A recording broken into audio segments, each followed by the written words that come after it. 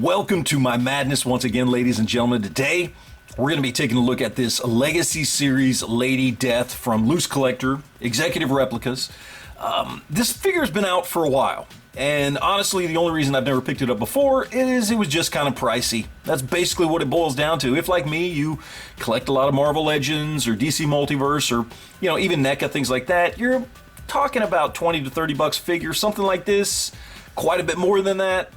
Just wasn't really ready to spend the money on it, but this thing went on sale on Black Friday, so I went ahead and picked it up, and this is what we have with us today. So, take a look at the packaging here. Looks pretty good. We got some artwork there on the side. On the back there, we got a picture of the figure, plus some of the other figures that they're releasing, or at least artwork for some of those other figures. And then more artwork there on that side. So, we got the package here. Let's go ahead, crack this girl open, and see what we've got inside. Alright, so we got her out of the package here. Let's take a look at accessories quickly. First, we do get a couple of gripping hands there, which look pretty nice. Nicely well done. We do get a couple of weapons. We've got her scythe there. Looks pretty good. Not a lot of paint, but done well.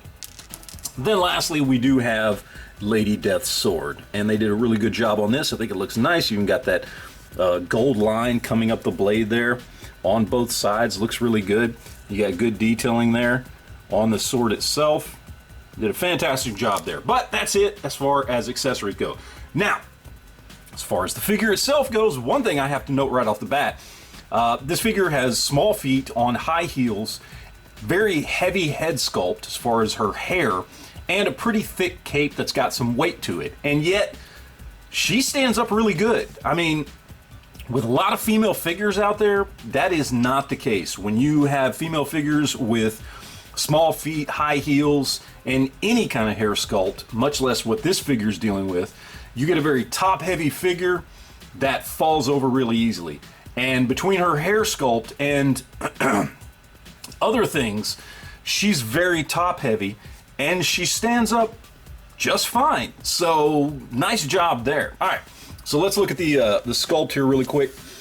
There's not a lot going on here as far as the sculpt goes, but what is there is done nice. I like that the straps here are painted really well. You've got the little gold skulls everywhere that are done really, really nicely. Look good, painted well. The paint is nice and clean and crisp. You even got her fingernails done there, done really well. I like the kind of blue accents that you get in the black. Looks really nice. You've also got the black and blue on the back there as well. You've got some shading there in the hair, which is just a great hair sculpt, by the way. The face looks really, really well done. I mean, all in all, I mean, this is a solid sculpt, even though there's not a lot going on here. Really solid sculpt with really good paint apps here. So, I mean, they did a fantastic job as far as I can tell. So really well done there as far as paint and sculpt goes. Now, as far as articulation goes, since this isn't a Marvel Legend or any of the other things that I would normally just say skip it, but we do have the hinged joints there up at the top, so you get some rotation there. You do have bicep cuts that do turn, single jointed elbows, but they come up pretty far, honestly, for single jointed elbows. Standard wrist articulation, so you've got swivel and you've got some hinge in there, that kind of thing. As far as the hips go, they come out to about there, mostly hindered by the hips themselves. You can see how on this figure the hips kind of come down over the tops of the legs and how they come around at the back as well. And they kind of hinder movement there just a little bit, but not too bad. You do have thigh cuts there, but they're down towards the bottom of the leg or the bottom of the thigh, which really help to hide the sculpt. You do have double jointed knees, which come all the way up to there. And then standard tilt and rotation there on the ankles as far as what you get out of that. So pretty good stuff there. And then of course the upper torso joint there, as far as the articulation there, gets a little bit of movement, not a lot.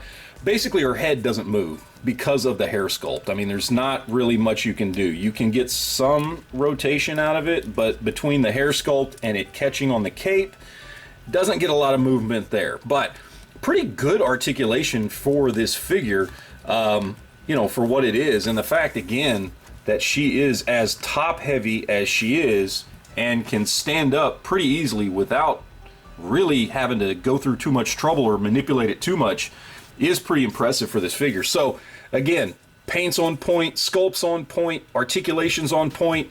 I mean, all in all, this is a really, really good figure. So let's go ahead, stack her up to some other figures and see how she holds up. All right, so for some 6-inch scale comparison, since she is a 6-inch scale figure, we'll go with Marvel Legends since they are kind of the 6-inch scale standard. So of course, we've got Black Widow, we've got Valkyrie, we've got She-Hulk, and we've got Enchantress. And while you've got figures like Valkyrie and She-Hulk who are bigger than her, she's certainly bigger in other areas, shall we say. So for a little 7-inch scale comparisons, we've got a couple of DC Multiverse from McFarlane, and obviously these are bigger in scale in just about every way, but let's just say there's one particular way that Lady Death is a little bigger. Alright, so let's talk price here real quick, and we're just going to talk about retail on this thing since that's what you're going to end up paying for it unless you just get lucky and find it on sale like I did.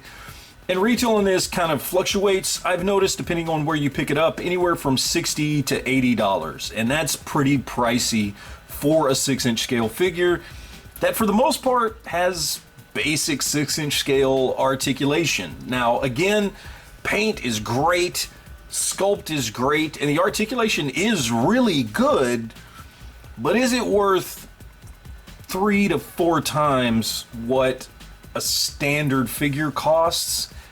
I don't know. I mean, look, I get it. This is a smaller company. They don't have the means to produce in bulk and save money and sell figures for cheaper prices. I get that 100%. So I understand the value in this of being able to pick this character up and pick this figure up. And yeah, it's going to cost you a little bit more. But again, is it worth that at least 3 times what you're going to pay for another figure? I mean, really, that's up to you. Look, I'm glad I found it. I've been wanting this figure for a while. I think it's a really good figure. I think it looks really cool. And I used to read Chaos comics back in the day, so I already enjoyed this character. So for me, yes, but I will be honest, I didn't buy it until I could find it on sale because 60 to 80 bucks is a lot of money for one figure. I mean, it really is. So ultimately, it's just kind of personal preference. I mean, I don't know. I'm not going to say it's not worth it because it's a really well done figure and you can't get a Lady Death figure anywhere else other than from this company. So I can't say it's not worth it because there is value in the fact that it is harder to find and harder to get, and there are far less of them out there on the market because less of them have been manufactured. I mean, that's just how it is. So I won't say it's not worth it. I will, however, say if you can find it on sale, that is obviously the preferred option because it is a very pricey figure. So in the end, I'm glad I have it. I mean, I've been wanting this figure for a while. I do like the entire line that they've got out there. There are other figures that I would love to pick up if they weren't so expensive that are, you know, out there being made that maybe someday I'll find them cheap or at least a little bit cheaper and be able to pick up. But in the end, I'm glad I have it. I'm glad I got it on sale, but I'm really happy to have this in my collection. So that is my opinion, guys. I think it's a great figure. It is pricey, but in the end, I think it's probably worth it. You just have to determine whether or not you want to spend that much money on it. So that is it. As always, guys, thank you for watching. And let me know down in the comment section below what you think of this figure. Do you like it? Do you want it? Do you have it? And if so, what do you think of it now that you've got it? Would love to hear what you guys have to say. So, as always, guys, remember to enjoy your collection.